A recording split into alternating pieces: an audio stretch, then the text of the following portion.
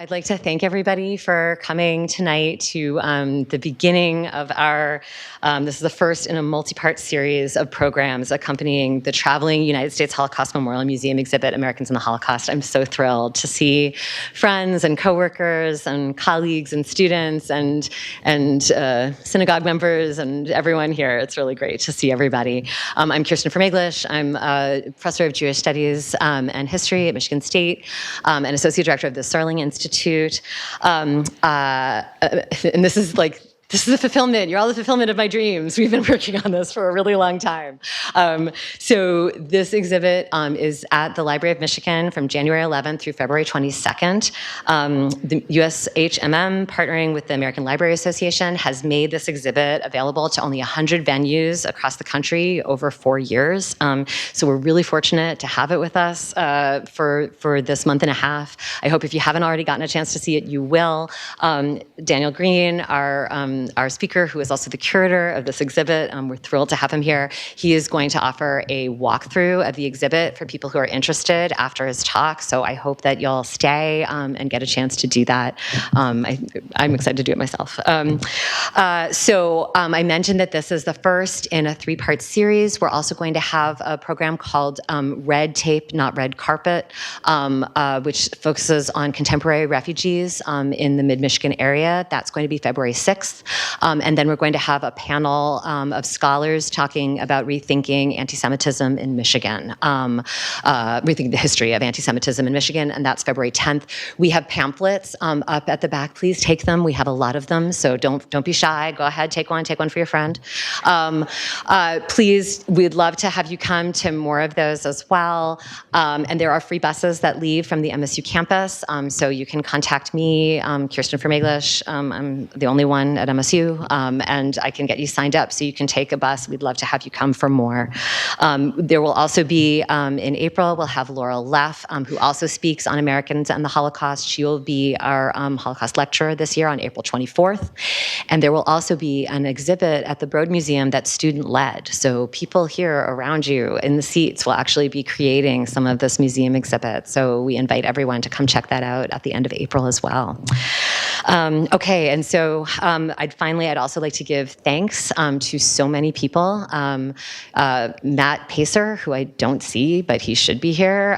He is the person we've been working with at the Library of Michigan, but everyone at the Library of Michigan, thank you so much for doing this work with us and hosting us and helping us put this application together.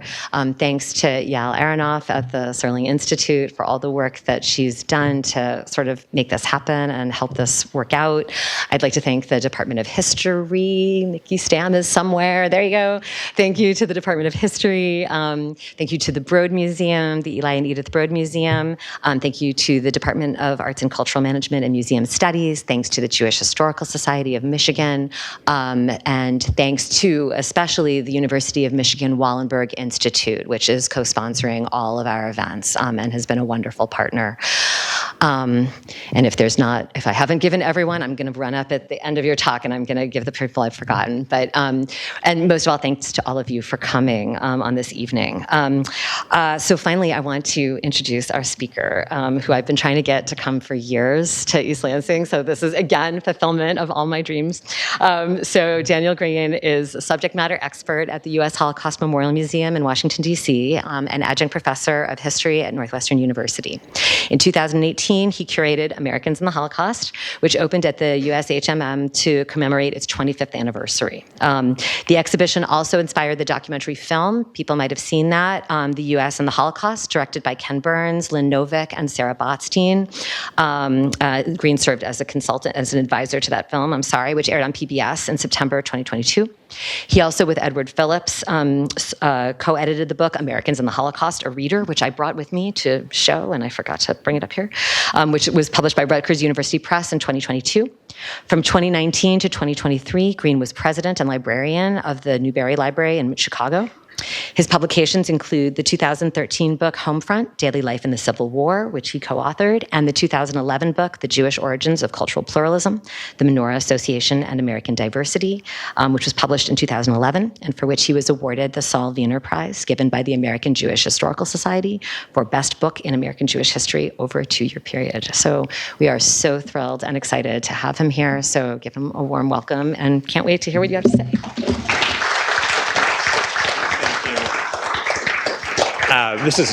Thank you, everyone. I also want to thank the Sterling Institute and the Library of Michigan and Matt Pacer, the project director, and Kirsten. It's the fulfillment of my dreams too. We had a lot of. I feel like our Zoom calls really helped me through a lot of the pandemic and the challenges of the past couple of years. So it's good to spend time in person as well. And I had a great opportunity to talk to students in Kirsten's senior seminar this afternoon. So I just want to say I really appreciate the hospitality of Michigan State and the Library of Michigan. So thank you very much. I'm going to talk to you tonight about the history that's covered in the Americans and the Holocaust exhibition. And there's a lot of scholarship and a lot of exhibitions about the Holocaust. We were trying to do something different, being the nation's memorial on the National Mall, to look deeply at what Americans knew and when, and what more could have been done in response to Nazism. And we, at the beginning of this exhibition, surveyed thousands of high school and college students and asked them a few direct questions, one of which was, do you think Americans knew much in real time about the threat of Nazism? And many students and others said, no, I don't think we had information. So that's not correct. And we really kind of pour it on heavy in the exhibition to show that if you were paying attention to the news, you could have followed almost in real time what was happening in Europe. Now, we can talk tonight. There's a difference between having information and fully understanding that information. But we can't say that the information wasn't there, just someone who paid attention to the news closely. So then we have to ask, well, why wasn't more done? And I think too often in the past with this scholarship, people sort of throw up their hands. But what we were trying to do was show that there are ways to answer that question. And one of the most important ways to answer that question is to think about how Americans respond to international crises abroad. You can't ever understand how Americans respond to international crises abroad without thinking of domestic conditions at home. Right? Domestic conditions often shape our response to international crises abroad. This is not an absolutely original thought. If those of you, there might be people in the crowd today who know the book by Samantha Power called A Problem from Hell, which is how America responded to multiple genocides, including the Holocaust. And that's central to her argument, that you have to look at what's happening in the United States. So much of this exhibition is the context of the United States. So let me start there and give you some of that context, or not. There we go, yes? All right, so here we see a World War I veteran. This is on the street in Philadelphia in 1935. You can see that he can't see. He's wearing a sign that says, "I gave my eyes," and he's selling newspapers on the street. The United States is an isolationist nation in the aftermath of World War I. We pull out of international affairs, and Americans were asked frequently during the 1930s, was it a mistake to enter World War I? Usually about 70% of Americans say yes, it was a mistake. We're hoping that oceans protect us from crises abroad. And when Hitler comes to power in 1933, this is only 15 years in the rearview mirror, right? This veteran is relatively young.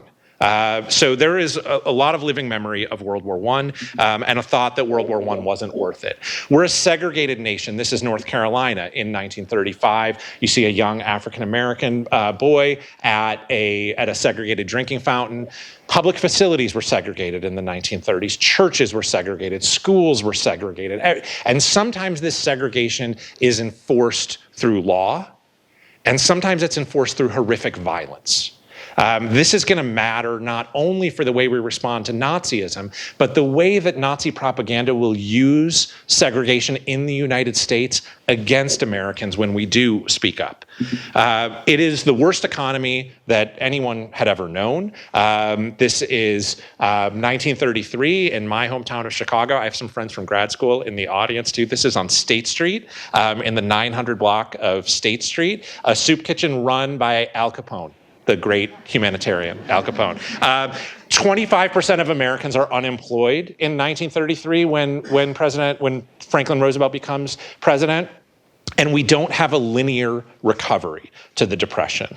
We have a wavy recovery to the Depression. And things are going to bottom out again in 1937 and 1938 in a way that matters. But for this moment, in American immigration history, a common trope is we can't let any immigrants in. We don't have enough jobs for Americans, right? That is a strong sentiment in the 1930s. There are countervailing voices even within FDR's administration, but those who are saying, actually, if you let immigrants in, it'll spur the economy. But those voices don't win the day. So this is our imagining of America right here. This is New York Harbor. You can see the Statue of Liberty in the background and immigrants arriving. And I'm not saying that this isn't true.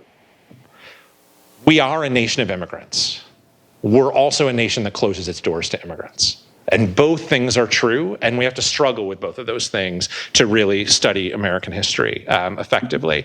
We're a nation with a rise of groups like the Ku Klux Klan. This is the 1920s in Washington, D.C. You can see the Capitol. The Ku Klux Klan wants to enforce a vision of, or put forward a vision of America that is a white Protestant vision of America, right? They're deeply racist against African Americans. They're anti-Catholic. They're deeply anti-Semitic. Again, this vision will sometimes be enforced through horrific extra-legal violence.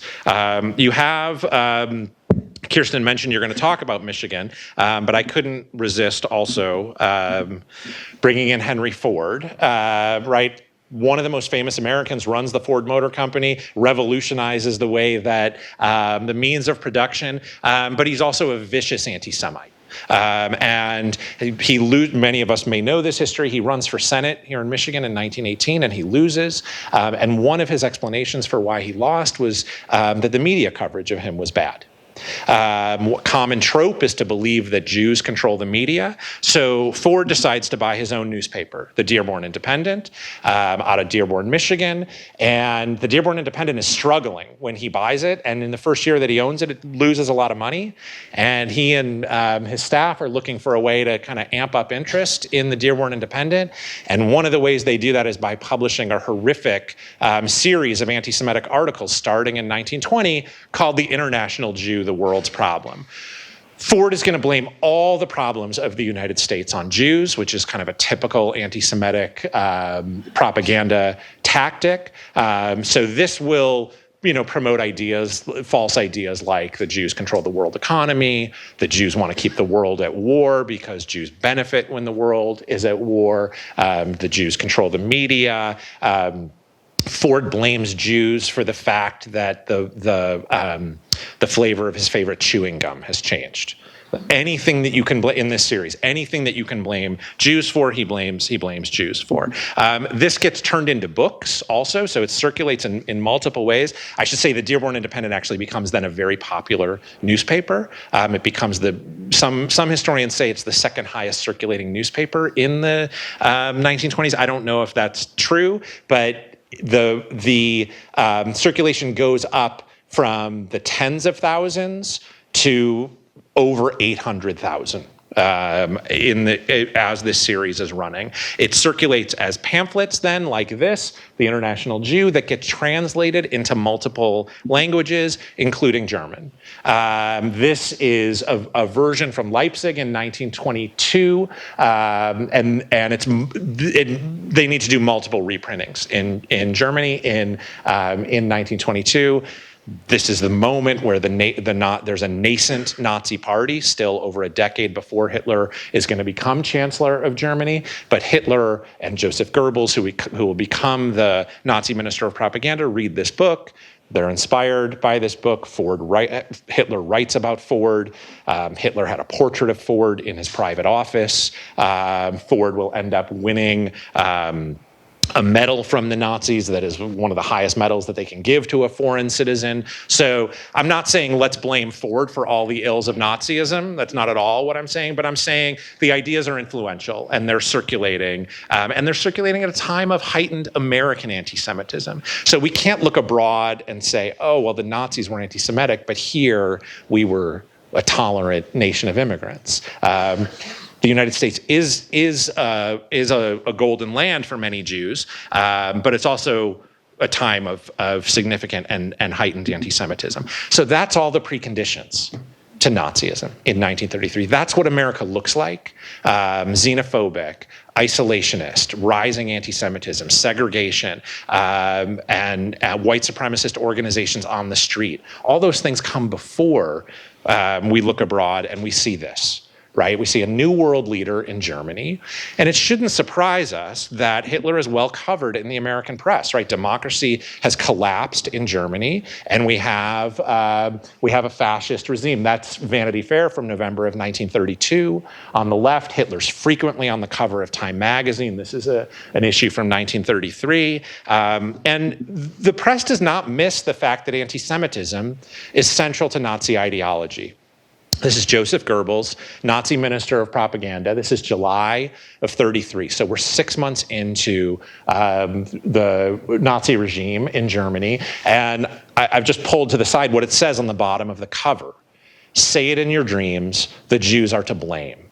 So this article explains that anti-Semitism is essential to Nazi ideology, and the Nazis explain all the ills of the world by blaming Jews. There's a danger in looking at an article like this, though, and saying, oh, well, we should have known. We should have known that mass murder was to come. And that's not what I'm saying. The Nazis didn't know that mass murder was to come, right? So I'm not saying that that's how we should read this article. But we can't say the coverage of anti-Semitism wasn't there. Coverage of Nazi anti-Semitism was always there once Hitler rose to power, and actually well before Hitler rose to power. A well-known, at the time, American journalist named Dorothy Thompson goes and interviews Hitler in 1931.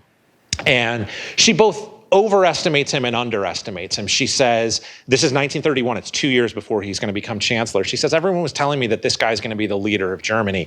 There's no way. He doesn't have it in him, right? She calls him a small man. She says he's involuble. And yet, she also writes, anti-Semitism is the life and soul of Hitler's movement. The Nazis lose no opportunity to insult the Jews.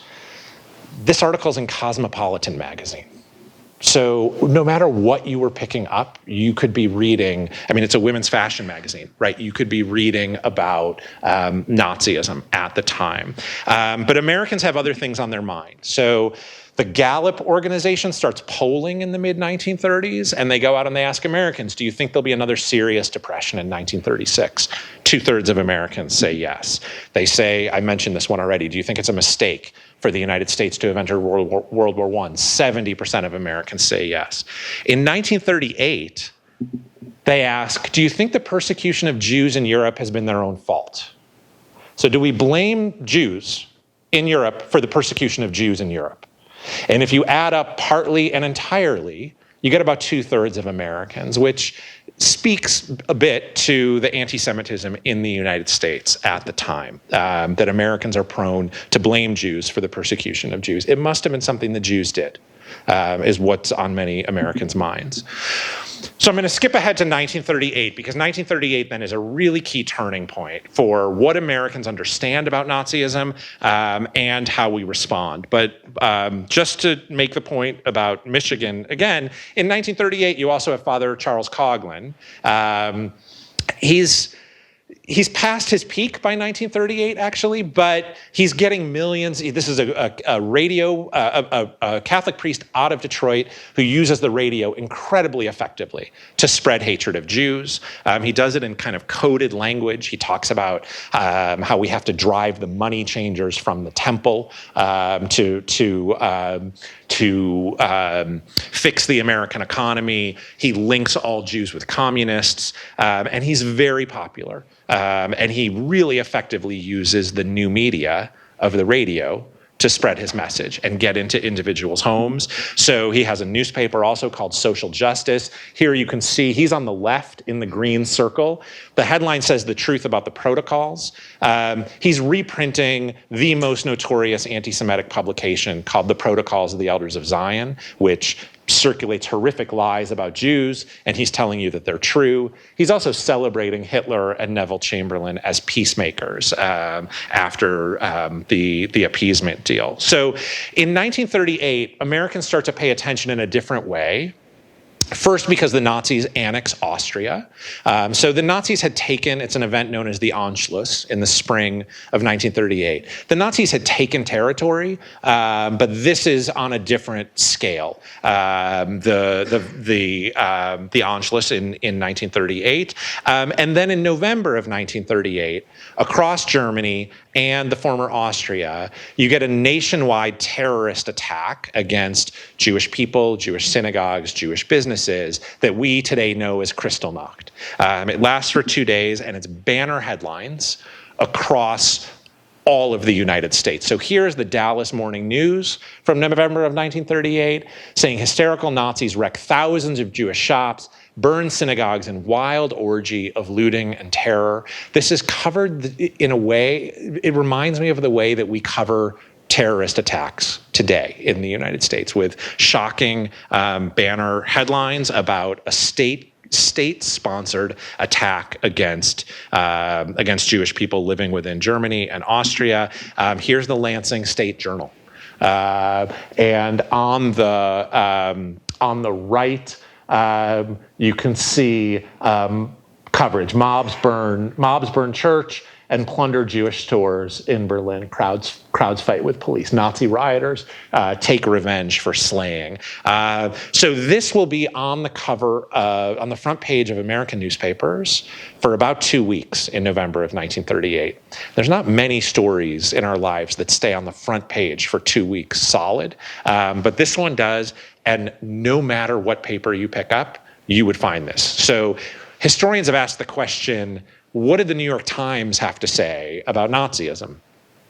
Most Americans don't read the New York Times in the 1930s. Most New Yorkers don't read the New York Times in the 1930s. There's over a dozen daily newspapers in New York, and there's hundreds of daily newspapers across the country, and they all, at moments like this, put this story on the front page. There's also a myth that stories about Nazi persecution of Jews was never on the front page. We might say it wasn't on the front page enough, but there were a lot of moments where it was on the front page, and often the smaller the newspaper was, the more likely it was. In smaller towns, the more likely it was to be on the front page. This is 2 weeks after Kristallnacht. The Los Angeles Examiner saying Nazis warn world Jews will be wiped out unless evacuated by democracies. What we get by 1938 is a refugee crisis. Jews had wanted to get out of Germany for 5 years. We're 5 years into Nazism, but it becomes a crisis by 1938. So the president is asked about this. This is the Baltimore Sun from about a week after Kristallnacht. You see Roosevelt denounces Nazis, president shocked by attack on Jews. Roosevelt was very good at manipulating the media and getting the kind of coverage he wanted. Roosevelt would have these press conferences multiple times every week where reporters would be invited into his office, and he would be sitting there, and he would try to control the news. And these were off-the-record press conferences. And if you went on the record, you weren't invited back, right? So the stakes were high to not, but in the week after Kristallnacht, the first thing he says to the reporters who walk in is, this one's on the record. So he wants to be quoted. And one of the things he says, and you can see on the bottom right here, the president's statement. Some newspapers, like the Baltimore Sun, even reprint verbatim a short statement that Roosevelt made. And he said, I myself could scarcely believe that such things could occur in a 20th century civilization. He's talking about the violence on Kristallnacht. 30,000 Jewish men are arrested and sent to concentration camps. Hundreds of Jewish shops and synagogues are destroyed all over Germany. And Roosevelt announces this. So this matters. It might not be as full-throated an action as we would like, but it is the president denouncing the actions in another country that we still consider has its own sovereignty. Roosevelt recalls our ambassador to Germany. We're the only country that recalls our ambassador after Kristallnacht, and we won't have an ambassador to Germany again until after World War II. And Roosevelt can't change our restrictive immigration laws, but what he does do is there are about 12,000 people who are here in the United States in November of 1938 on visitor visas, tourist visas. Tourist visas have a short expiration date, and he waives the expiration. He says for all of those who are here on visitor visas, they don't have to go back. Now, that might also sound like a small action to us, but it's 12,000 lives. If you're comparing that to the number 6 million of Jews murdered during the Holocaust, it sounds like a small number. But again, at this moment, what's coming is really unimaginable. So he takes some action, but then the press says, so are we going to let in more Jewish refugees? And he says, no, that's not under contemplation. We have an immigration system, and we're not going to change our immigration system. And our immigration system at this time was a very restrictive immigration system in the United States. There was no asylum policy in the 1930s. Refugees could not show up on our shores and claim asylum. And there's no designation in American law at this time for refugees. If you want to get to the United States, you have to get to the United States as an immigrant. And Americans are living under very restrictive immigration laws at this time. So Americans are asked in the aftermath of Kristallnacht, do you approve or disapprove of the Nazi treatment of Jews in Germany? And this we'll see in the exhibition upstairs. 94% of Americans disapprove. And so they're asked this follow-up question: should we allow more Jewish exiles from Germany to come to the United States to live? And 72% say no. One of the things we really want people thinking about in this exhibition is why in American history is there so often a gap between disapproval of bad stuff happening over there, wherever the over there is, and a willingness to aid the victims of that. And that is a common response in American history. Dorothy Thompson, again, who had written I Saw Hitler, writes a small book about refugees in 1938. She's trying to motivate Americans to take in more refugees. And she says in this book, it's a fantastic commentary on the inhumanity of our times, that for thousands and thousands of people, a piece of paper with a stamp on it is the difference between life and death. Thompson is syndicated in over 100 newspapers. You can see here she has a radio show on NBC. What she's talking about is the maddening bureaucracy that someone who wants to immigrate to the United States has to navigate. So I don't expect you to take this all in. It's really the fact that it's overwhelming. What was required to get a US immigration visa was overwhelming, and it was overwhelming by design. It's not by accident that it was difficult to get a US immigration visa. This is what the US Congress wanted in passing severely restrictive laws in 1924. So a few things that I can point out on here, even the second one, copies of an applicant's birth certificate. In my own family, there were my wife's grandmother was born in 1910 in Germany. When she was born in 1910 in Germany, it wasn't common practice for everyone to get a birth certificate, right? So when she was trying to get out of Germany in the late 1930s as a 20-something-year-old, she had to figure out, how do I get a birth certificate, right? So some of these things that maybe even look sort of normal and easy to us were not part of the bureaucracy over 100 years ago. Couple key things. You needed sponsors in the United States, right? The economy is terrible in 1937, 1938, and there is a worry among the US government that immigrants will become what was called at the time likely to become a public charge, LPC, likely to become a public charge, meaning that you wouldn't be able to take care of yourself economically. So you needed a sponsor here who would deposit money, sign an affidavit, a legal form, and deposit money guaranteeing that they would take care of the immigrant who would come over. So there's an expense to this that is prohibitive for many people. Many of these forms in and of themselves were expensive. Many of them had short expiration dates, and you had to line them up in the right order. And sometimes a form that you had would expire before you could get the next form, and you had to start over. If your sponsors in the United States were not a relative, the government, the U.S. government, the State Department was more skeptical of your application if it wasn't a relative sponsoring you. So there's hurdles here that become maddening for refugees. You might see about 2/3 of the way down, it says certificate of good conduct from German police authorities. For some Jews in Germany, that meant going to a Gestapo office and trying to get a certificate of good conduct. That could be terrifying. So the system on both sides makes it very, very difficult for immigrants to get in. I think often of this letter that Albert Einstein wrote. It's either in 1940 or 1941. Albert Einstein, who himself was a refugee from Germany, who came here in the early 1930s, he writes to Eleanor Roosevelt in 1940. He's trying to get Eleanor Roosevelt, the first lady, to convince her husband to do a little bit more to liberalize immigration policy. And Einstein writes to Eleanor Roosevelt, "Your government has erected a wall of bureaucratic measures to keep immigrants out." And then he says, can't you do something about this, right? So sometimes walls are physical and sometimes walls are bureaucratic, right? And in the 1930s, this wall to keep Jews out is a bureaucratic wall. You start to see graphics like this. This is from the Oakland, California Tribune in 1938, asking how many refugees can we take? And the countries in black are either Nazi-occupied or Nazi-sympathizing countries. And I realize it's hard to see, but you get two numbers under each country.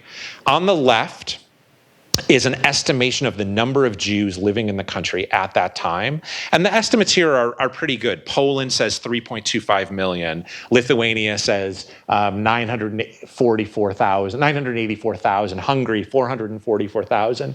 Germany says 550,000, which is too high for 1938. It's a good estimate for 1933 when the Nazis came to power. Actually, a couple 100,000 Jews had made it out of Germany by that time. But it's more important to focus right now on the number on the right, which is a much of the dash under each country, which is a much smaller number. And that number is the maximum number of visas that the US could issue to people born in that country in a year. The maximum number of visas that the US could issue to people born in that country. So as you go east and south, those numbers get much, much smaller. Germany and Austria are already combined on this map. Their number is over 27,000. Romania's number is 377. Poland's number is 6,524. There is no way through our immigration system that the United States could have prevented the Holocaust, even if we issued all of these visas. However, the United States does not issue nearly as many visas as we could have. Hundreds of thousands of visas go unissued. So there's kind of a one hand on the other hand to this history. On the one hand, the United States lets in more refugees from Nazism than any other country in the world. We let in, historians debate this, but we let in about 225,000 refugees from Nazi Germany, more than any other country in the world. And yet, we don't admit nearly as many as we could have, even under this restrictive immigration law. And I think, again, we have to struggle with both things. In 1939, a couple of people in Congress decide, well, let's have some kind of workaround of this restrictive immigration quota system. And Senator Robert Wagner, a Democrat from New York, gets together with a Republican congresswoman in Massachusetts named Edith Rogers. And they say, let's let in 10,000 children a year in 1939 and in 1940. So over 2 years, let's let in 20,000 kids who are refugees, and let's not count that against our restrictive immigration quota system. Let's do that outside of the restrictive immigration quota system. This is when Eleanor Roosevelt really starts to use her voice in support. She takes to the radio and she says, I think it's a wise way to do a humanitarian act. Other nations take their share of child refugees, and it seems a fair thing to do. For those of you who know the history, she's actually talking about the Kinder Transport here, a program by which thousands of unaccompanied children made it to the United Kingdom. The louder voices come from Southern white Democrats like this Senator Robert Reynolds from North Carolina, who says, "My heart goes out in sympathy to the refugee children, but my heart beats in sympathy first for American sons and daughters, in preference to the children of fathers and mothers of any other nation in the world." And it's actually Reynolds who is reflecting American public opinion. Gallup polls about this, too. And they say, should 10,000 refugee children be brought into this country and taken into American homes? And you can see 2/3 of Americans are against even a program for child refugees. So it just gives you a sense of the extent of the anti-immigrant sentiment and anti-Semitic sentiment in the United States at the time. Americans, so this is all before World War II begins. World War II begins in September of 1939. Here are Americans reading headlines about Germany invading Poland. And what's on Americans' minds is staying out of the war. How do we stay out of this war? President Roosevelt takes to the airwaves and gives a fireside chat 2 days after the war begins. And he says, "This nation will remain a neutral nation, but I cannot ask that every American remain neutral in thought as well." He's actually hearkening back to World War I. President Wilson had asked us not only to remain neutral, but to remain neutral in thought. Roosevelt's saying, we can be anti-Nazi, but we're going to stay out of this war, I promise you. He's then going to spend all of his political capital in the next 2+ years, or almost all of his political capital. He's going to run for a third term also, which spends a lot of political capital, but trying to move an isolationist nation towards war. He's going to spend no political capital on trying to change the immigration question. I think one of the things we know about President Roosevelt, especially by 1939, he's been in office for over 6 years, is that he wants to choose battles he can win. And he knows he can't win on immigration. You get moments like this. This guy's breaking the law, hanging signs on the White House fence, but a photographer caught it, thankfully. The signs say, "FDR, you're preparing for war, you fight it." Right? There's a strong isolationist sentiment in the United States. It gets codified in organizations like the America First Committee. Here's a propaganda poster from the America First Committee, which is saying that the first casualty of war itself will be liberty. That we'll lose our liberty if we go to war. You get this strong isolationist sentiment. This America First starts as a student anti-war organization, but becomes a deeply anti-Semitic organization, in large part because the spokesman, who you see at the podium here, Charles Lindbergh, gives a speech in Des Moines, Iowa, in September of 1941, where he plays on multiple anti-Semitic tropes, where he basically threatens Jews in America. He says, "Jews are agitating us towards war. And if we go to war that's perceived as a war for Jews, there'll be a backlash of anti-Semitism here in the United States like you've never seen." Actually, the speech is not well received, but I think Lindbergh is saying out loud what a lot of people believe privately. There's a lot of negative reactions to Lindbergh, including from a political cartoonist named Theodore, a very young political cartoonist named Theodore Geisel. This is way before Green Eggs and Ham and the Dr. Seuss books. But he's he's an editorial cartoonist for a left-leaning newspaper out of New York called PM. And here you have either a mother or a grandmother with an America First, so isolationist sweater, reading a terrifying story to her children or her grandchildren called Adolf the Wolf. And the book says, "And the wolf chewed up their children and spit out their bones, but those were foreign children, and it didn't really matter." So it's hearkening back even to that failed Wagner-Rogers bill, that failed proposal to bring in child refugees. So Americans, as kind of the noose is tightening around Jews in Europe, Americans are bogged down in a debate about whether or not to get into this war, right? And this debate is going to last from September of 1939, when the war begins, until Pearl Harbor, until December 7th, 1941. It will only be solved by Pearl Harbor. This is the attack on Pearl Harbor on December 7th, 1941, and then we're in the war. Roosevelt declares war on Japan the next day, and 3 days later, Germany declares war on the United States on December 11th of 1941. And then Roosevelt says, "We're all in. We're all in this war. We're all in it all the way." So I want to look at the war briefly, and then a little bit about the post-war to understand, so what was this war about? for Americans. You get, by the time we go to war, heightened national security concerns, right, about internal spies. Our first response to the war is to round up our own citizens, people of Japanese descent and Japanese American citizens, and move them inland off of the West Coast into concentration camps, 10 concentration camps across the United States, in the name of national security, right? So this worry about internal spies is amped up in the United States. The FBI Director J. Edgar Hoover is really going to gin up these fears about internal spies. And it matters also, I mean, it becomes almost impossible for a refugee, for an immigrant to cross the Atlantic by the time we're at war, right? But this notion that we can't let in immigrants, they might be spies for Nazi Germany, is a really strong sentiment throughout this history.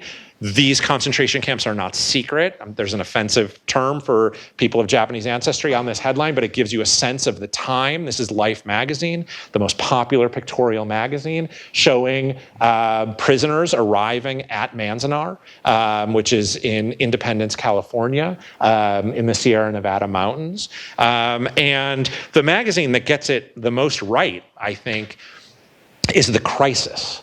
This is the magazine of the NAACP. And they write about Americans in concentration camps. The subheadline says, color seems to be the only reason why thousands of American citizens of Japanese ancestry are in concentration camps. Anyway, there are no Italian Americans or German American citizens in concentration camps. There were roundups of Italian Americans and German Americans here, but nothing like this program of removing Japanese American people from their homes, basically robbing them of their assets, buying them at pennies on the dollar, and forcing them off of the West Coast. So again, we need to think about the domestic conditions, right? The plight of Europe's Jews was not always top of mind. Very often, something else is more important. But we also can't say we didn't know. The State Department receives this important telegram by August of 1942. So mass murder of Jews begins in the summer of 1941. Right? We've had persecution of Jews since 1933, but mass murder comes when the Nazis invade the Soviet Union. And you get about 1.5 million Jews murdered in what historians now call the Holocaust by bullets, right? People who were never rounded up and sent to camps, but just collected in the towns in which they lived, shipped out of their towns to not distant locations where they dug their own graves and were shot alongside mass graves. That happens for about the last 6 months of 1941.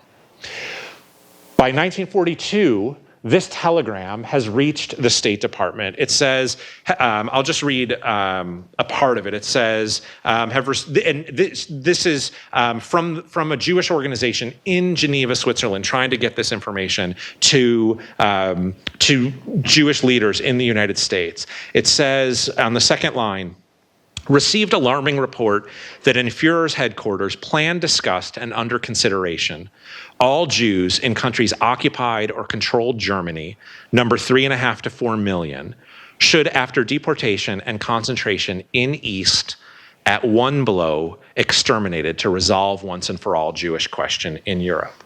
Now, there are details in this message that are not right, like the numbers aren't right, but that doesn't matter.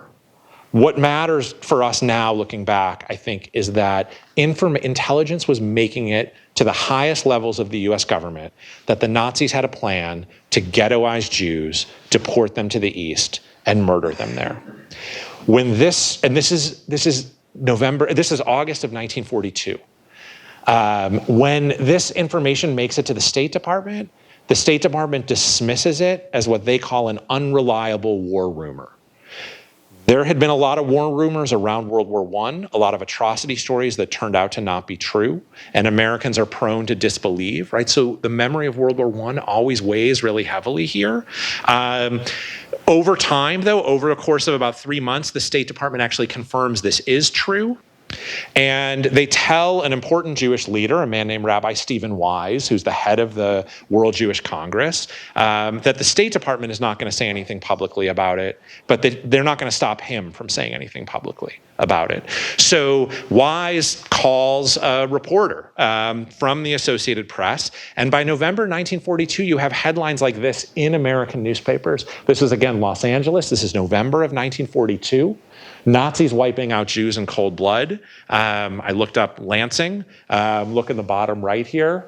New Nazi purge aimed at Jews. And then the subheadline, I think, is this is on the subheadline of the front page of the paper, the local paper here in Lansing. Hitler orders all members of race in Europe to be killed this year. So again, we cannot say that this story was buried. This is just blowing up, that headline from Lansing.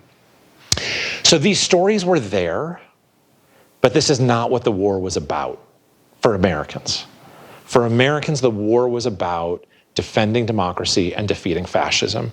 We can see this if we look at some of the propaganda of the war. These are US government-issued propaganda posters from 1943. So on the left, Nazism is an enemy of Christianity. We've got a dagger going through a Bible. On the right, there's a swastika ring, and the Constitution and the Bill of Rights is on fire, right? This is what we're fighting for.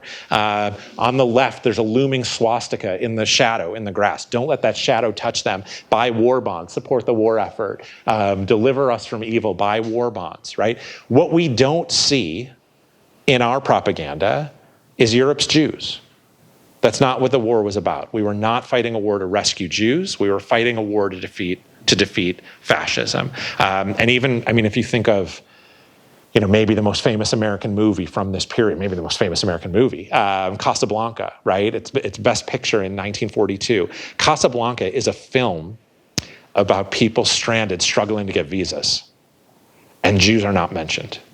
Right now, there are coded messages in the movie. Like if you know, you know. Right, there's a lot that you can see in that movie that's Jewish, but any notion that we would have been fighting for Jews was always submerged. I'm going to skip ahead to 1945, just in the interest of time, so that we have time for Q&A to just ask. So then, where are we at the end of the war? The exhibit ends in 1945, and I actually talked to the students in the class today about a difficult question is always, where do you start your story and where do you end your story? There's a lot of reasons the exhibit ends in 1945, so I'll end in 1945 tonight. If we want to talk about that in the Q&A, we certainly can. But this is April of 1945. So the man with his hands on his hips, a little bit to the right of center, is General Eisenhower. This is Ohrdruf, which is a subcamp of Buchenwald. This is the second week of April of 1945. US soldiers start to encounter these camps, right? Today's the 80th anniversary of the liberation of Auschwitz. That's Soviet troops, right, who see Auschwitz. US troops, British troops are seeing camps in Germany. One of the things that Eisenhower says, I think, is so important when he walks into this camp in April of 1945. He writes back to General Marshall in the United States, and he says, everything that we've read to date has been an understatement. Everything that we've read to date has been an understatement, right? So I've been showing you all these headlines. We had a lot of words. We didn't have visual evidence, right? So the images that we associate with the Holocaust and that you're so accustomed to seeing online or at Holocaust museums, that's not what Americans saw as it was happening. We didn't start to see it until April and May of 1945. I'm not saying that to excuse American inaction. I'm just saying maybe Americans were more prone to doubt because we didn't see things like this. And no one has more access to information than Eisenhower. And even Eisenhower says everything that we've read to date has been an understatement. So this is April of 1945. This is May 8th of 1945. In Times Square, we're celebrating. It's VE Day. It's Victory Over Europe Day. We won, right? We went to war to defeat Nazism, and we did. And we should never underestimate the sacrifices that Americans made. 16 million Americans served in the war. Over 400,000 Americans died in the war. People made sacrifices on the home front, right? So we're celebrating in May of 1945 as we're getting accustomed to seeing some of these horrific images. We're even celebrating in ways like this, Time magazine with a bloody red X celebrating the defeat of Hitler. This is May of 1945, but it's coexisting with this in May of 1945. This is Life magazine, the most popular pictorial magazine in the United States. On the left, you have a boy walking along the side of the road at Bergen-Belsen.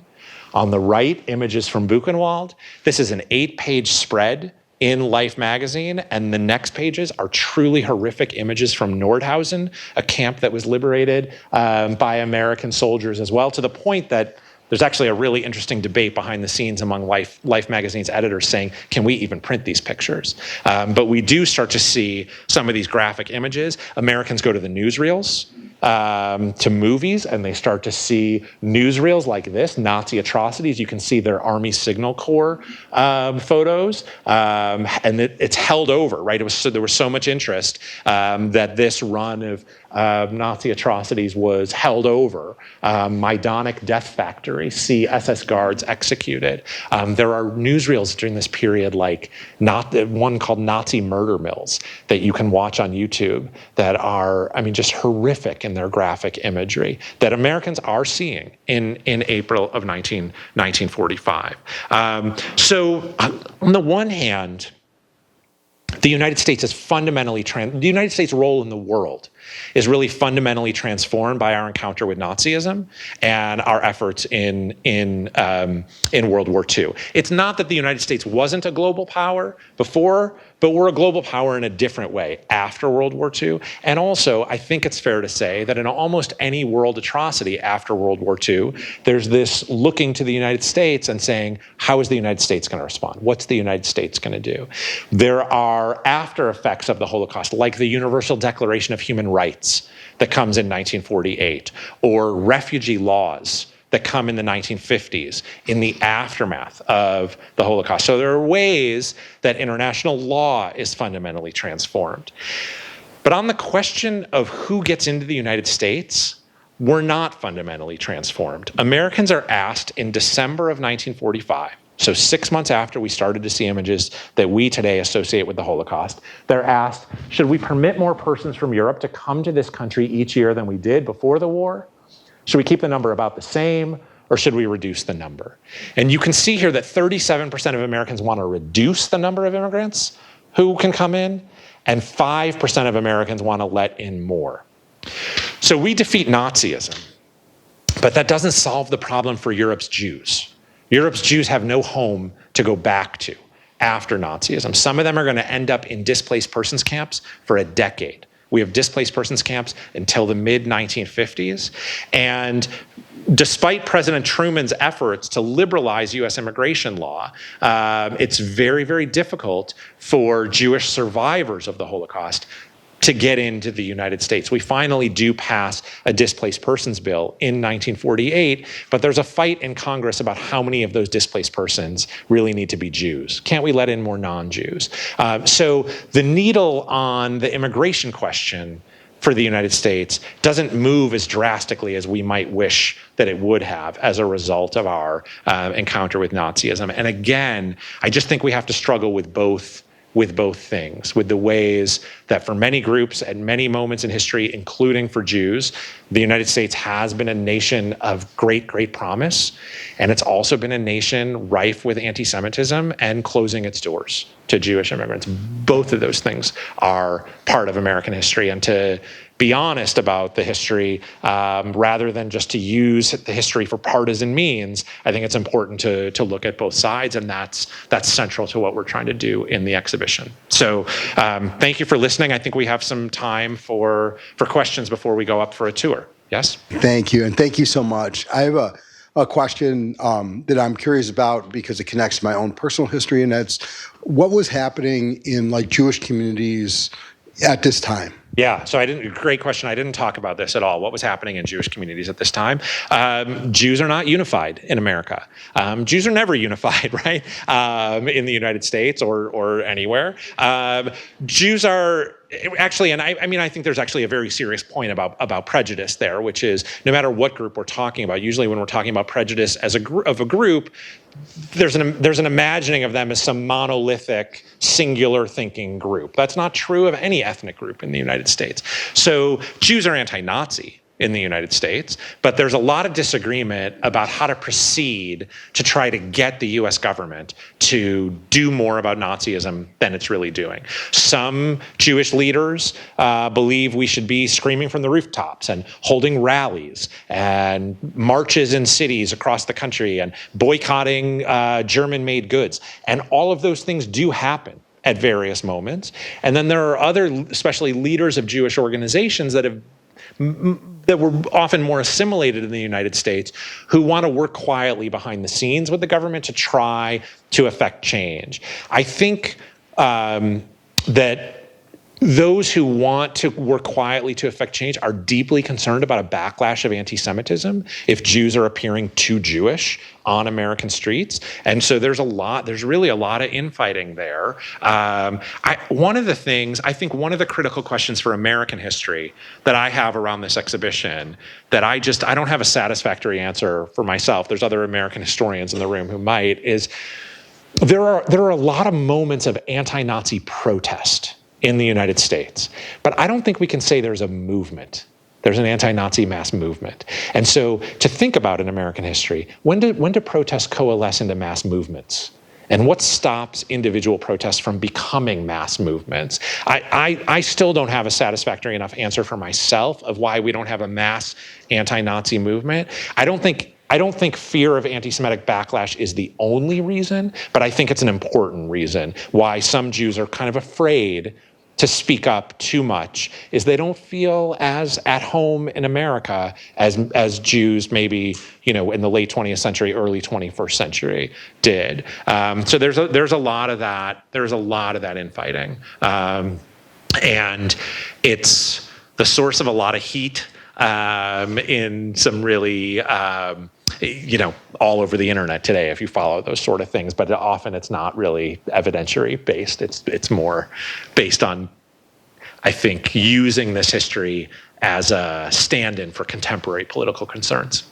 One part of the equation you didn't talk about was communism. Yes. And maybe you could say a few words about that sort of powers model of the home front and communism, Jews and communism. We had the Jews and capitalism. Right. But that component of this, and especially maybe as the Cold War sort of unfolds too. Yeah, that's a great question, and you're right. I didn't talk about that at all.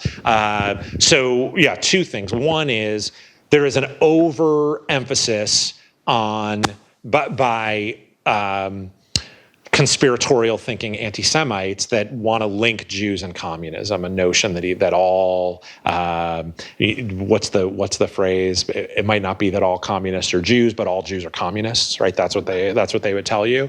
And there is a deep fear in the United States of communism and hatred of communism. And so we're seeing abroad these two totalitarian ideologies, communism and fascism. And there are many in the United States who are arguing that we can't live with communism, right? There are many who are isolationists, are basically arguing, let's figure out how to live with Hitler so we don't have to fight against Hitler. But many of them don't feel that way about communism. And there is anti-Semitic ideology that links Jews with communism. So there is sometimes that notion of, or a belief among some, that fascism will be a lesser threat than communism, and communism is the real threat out there. And the way that manifests often in the United States is security concerns around Jews, meaning Jews must be spies. Right? If Jews are communists, they might, in the language of the day, it was called a fifth column, right? That we must, all these fears about internal enemies and internal spies, and Jews are really loyal to each other. They're not patriotic Americans, and they're loyal to communism. So it gins up this fear about the internal presence of Jews. One of the things I didn't talk about that the exhibit doesn't cover is the Nazis invade France in May of 1940, and France falls so quickly. And Americans freak out.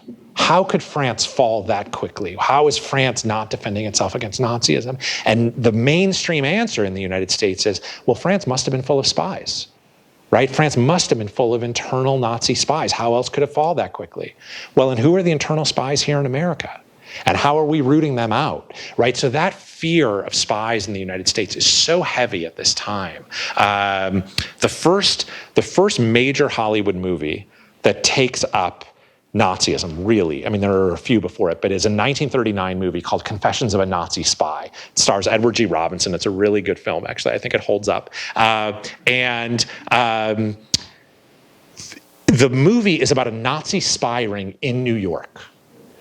So just think about that moment in American culture. 1939, we get the biggest, the first movie with Nazi in the title, this Warner Brothers movie. It's not about Nazism as a threat to Jews in Europe.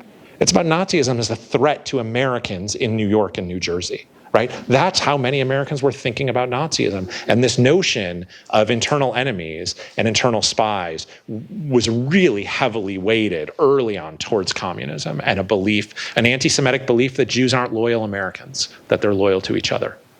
Thanks so much. I wanted to just open another couple of elements of let's say popular political opinion that you haven't addressed, maybe directly building on your last couple of responses. I'm wondering if there's something to be said about the Popular Front and the question of the absence of an anti-Nazi movement in the United States versus the question of an opposition to the persecution of European Jews. And of course, the role of communism. And I'm also wondering about the segments of popular opinion and political culture farther to the right than the the America Firsters, right? So do you want to, if you want to talk a little bit about American fascism or pro-Nazi? I want to talk about American fascism. Definitely. Excellent. Thank you. There's a history to American fascism. No, that's right.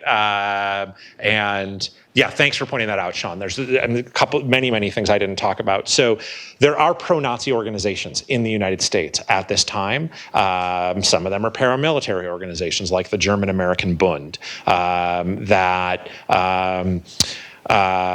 are descendants of German immigrants, German American citizens who want to see a fascist America. They wear Nazi uniforms. They have a flag with the swastika. They run youth summer camps across the country that look like Hitler youth summer camps, where youth are doing military drills. They're listening to Hitler speeches and singing Nazi songs. They hold a very famous rally in Madison Square Garden on February 20th of 1939 because it's George Washington's birthday. So the optics there's a huge flag of George Washington in the center, then you've got stars and stripes flanking George Washington, and then you've got the Bund Nazi flags flanking the stars and stripes, right? So this notion that to be a Nazi supporter is to be a patriotic American is central to some of these organizations. And then there are organizations even further to the right, an organization called the Silver Shirts that was run by William Dudley Pelley, who was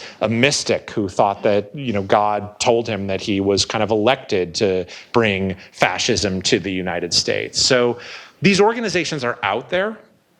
They're not hugely popular. I'm not saying that to dismiss them because they're loud.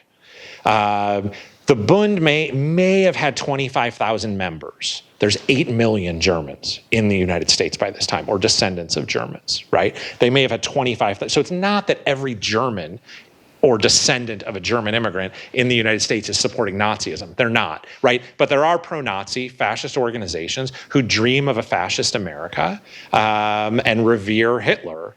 And they're quite loud. And that movie that I was talking about, Confessions of a Nazi Spy, it doesn't name the Bund, but it's so clearly the Bund that the Bund tries to sue Warner Brothers for libel, and they lose. But there's a pushback to this as well, and I think it's important to talk about the pushback. There's at that rally in Madison Square Garden in February of 1939. There's 22,000 people inside the rally supporting Nazism, and there's 100,000 protesters outside. Right, so that matters too. Right, but you do have those pro-fascist organizations, and then yes, I mean the history of the Popular Front and this notion of that's all mixed up in this history in ways that actually, frankly, in an exhibition are hard to untangle. This exhibition is geared primarily towards high school and college students.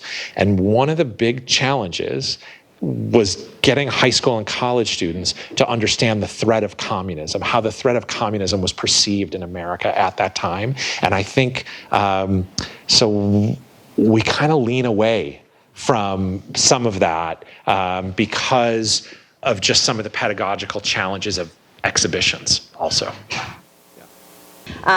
Also, but the question that I have for you, it's more a history question than it is a exhibit question, but it's about the internment, because right, so Germans are interned in Great Britain, and Jewish Germans are interned in Great Britain, right? And so I just hadn't quite made the connection as to why were there discussions about such a thing in the United States, or was it? Yeah, it's just a part of the history I don't know as a Europeanist. When we go to war, you're talking about. Yeah, when we go to war.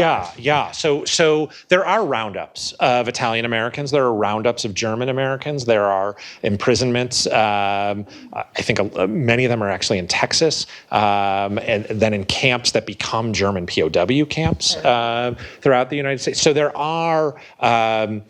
So it's not that there's not fear of internal enemies among Italian Americans and German Americans, but it's not as pervasive as fear of people of Japanese ancestry and Japanese American citizens. And I think the crisis really gets it right. I think we have to consider race and whiteness as a really critically important reason for the disproportionate numbers of people of Japanese ancestry or Japanese American citizens who are forcibly rounded up. There are a lot of FBI investigations of Italian Americans and German Americans, but also a lot of quick releases and dismissals. And it's a moment where whiteness really does matter deeply.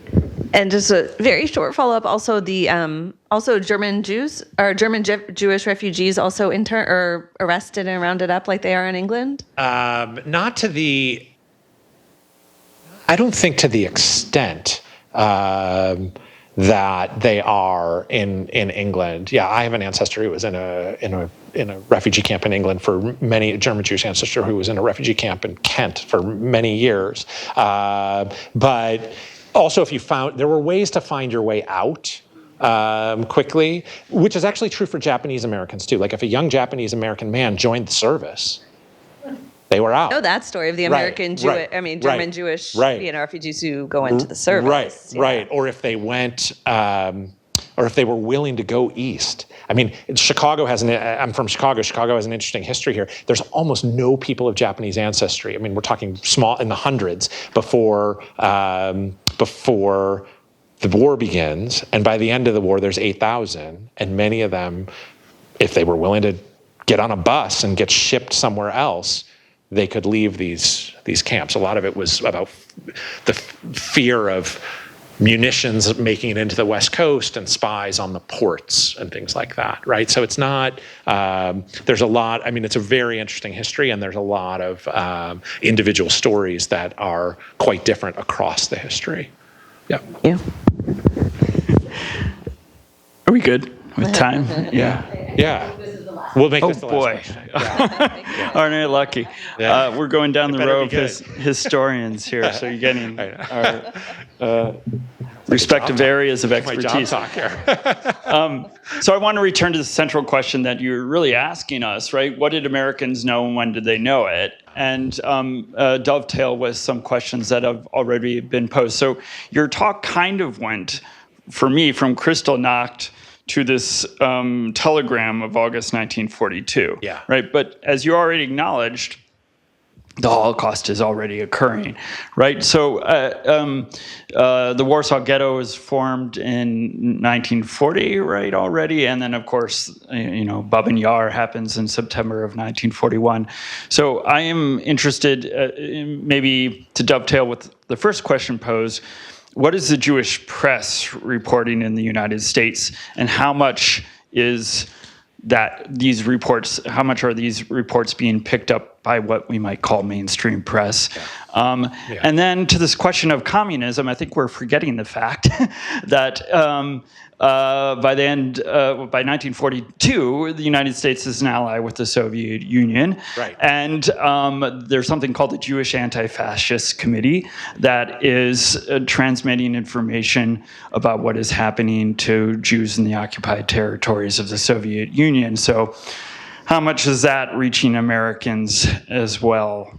Yeah, no, that's a great How point. much do we know about the ghettos? How much does the general American public know about the ghetto formation and the Holocaust by bullets? It's so the Holocaust by bullets. So the Holocaust by bullets is that period that begins in June of 1941, where right before Auschwitz is established at the beginning of 1942. Chelmno, one of the other killing centers, is established in December of 1941. Before that period, in that kind of last 6 months of 1941, carrying into 1942, it's a different method of killing, right? That historians now call the Holocaust by bullets. There are stories. They're not huge banner headlines. They're often small items on international news pages, and we'll look back at historians now and we'll say, oh, well, actually that shooting wasn't there, or that's spelled wrong, or they have the location of this. So there are there are errors that we know today are errors that also, frankly, pedagogically in an exhibition are hard to deal with. Right? You're trying to teach people the history, often students who don't know the history, and then to add on that extra layer to say, well, I'm teaching you the history, let me teach you that this fact that was written in 1942 wasn't exactly right, and it was actually this. That's much easier to do in a classroom than it is in an exhibition. But that's an aside. But yes, there are stories there. The Warsaw Ghetto Uprising is a huge story in the American press in April of 1943. Not as big as the Warsaw Uprising itself, which comes later, but the Warsaw Ghetto Uprising is well covered in the American press, although we don't have eyes on the ground anymore. American and all Allied reporters have been expelled. And so the press is quite careful. In a lot of these stories, I've read a lot of these stories circulate through the AP wire, through the wire services. So you get the same text in every paper, but local editors write the headlines, and local editors decide where to place them, right? So there's variation across headlines and placement in the papers, but the reporters are very careful. They're getting the news secondhand. So a lot of these stories will start with words like, we've been told that, or it is said that on the Eastern Front, this is happening. I, as a historian, my gut says that contributes to doubt. How do you prove that as a historian? I don't know. I never answered that successfully enough for myself, but it's not eyes on the ground. And I think that's why April of 1945 is such a watershed for Americans. I think that's why I'm so struck by Eisenhower saying everything we've read to date has been an understatement. So the reporters are very, very careful to say, we've been told this is happening, but we haven't seen it. There are a couple Soviet photographs that leak out when the Soviets go into Majdanek, which is July of 44. There are pictures of Majdanek in Newsweek magazine. And it's pictures of bodies and pictures of shoes. So the shoe displays that we see in Holocaust museums now, you actually open up Newsweek in July of 1944 and you can see a picture that looks like that display. So I do think, there's long-winded. And then you asked about the Jewish press. All right, so the Jewish press has its own wire service, the Jewish Telegraphic Agency. Their coverage is very deep. There is a great deal of coverage. How many non-Jews are reading the Jewish wire services? I don't think that many. And how often does that information leap to the mainstream press? I don't think that often. The African-American press in the United States does a really good job covering Nazism also. So to read we've done a huge project at the Holocaust Museum about African-American press coverage of Nazism, and the way that the African-American press will cover what's going on and then use it to hold up a mirror to segregation in the United States is fascinating and great to teach with for students as well. But so and then I guess the last thing I'll say is, it gets back to the first question, like, how did Jews respond? Jews who had relatives there still often responded very differently than Jews who had been here for generations, right? I think the how did Jews respond question sometimes depends on how close your ties were. So in the reader that Kirsten talked about, the reader that a colleague and I did around this exhibition that has 100 primary sources, one of them is a letter from a 10-year-old kid in 1942 who's going to the Flatbush Yeshiva. So it's Brooklyn, and it's a Jewish school taught by rabbis. And it's 1942 and he's 10 years old. And the class assignment was write a letter to President Roosevelt and get him to do something for the Jews in Europe. So just the fact that 10-year-olds in 1942 were being assigned that shows you the extent of knowledge, at least within Jewish communities in Flatbush. And the student, Bill Levine, writes this incredible letter asking Roosevelt, and it's in the book, asking Roosevelt to do something about this. So Bill Levine was born in 1932. Today he's 93, and I've talked to Bill a lot about that letter. He's someone who's deeply involved with the Holocaust Museum in Washington. And I said, Bill, you were 10. Like, how did you know about this? Like, how often were you thinking about the Holocaust? And he said to me, Danny, the rabbis were crying all day, every day, right? At the Flatbush Yeshiva, that was true. For assimilated Jews in America, that may not have been true, right? So there's a real gradation of how closely Jews in America were tied. But to get back to your original question, the Jewish Wire Service, a lot of it is available online, and it's a super interesting way to look at what could have been read. I actually don't know what percentage of American Jews were reading Jewish Telegraphic Agency. It would be reprinted in the Detroit Jewish News. It would reprint, right. So it circulated and got reprinted, but one of the big questions of this history is like, how close attention were you paying close attention or not? And I think there's a lesson in that for how we understand atrocities since the Holocaust too, right? Like, how often are we paying close attention? Do we understand all that we're reading as we're reading it? Do I finish every article about Ukraine that I start in the press today? Well, not necessarily, right? And Americans didn't necessarily behave differently in the 1940s either. Yeah. Okay. Thank you so much, everyone. Thank you.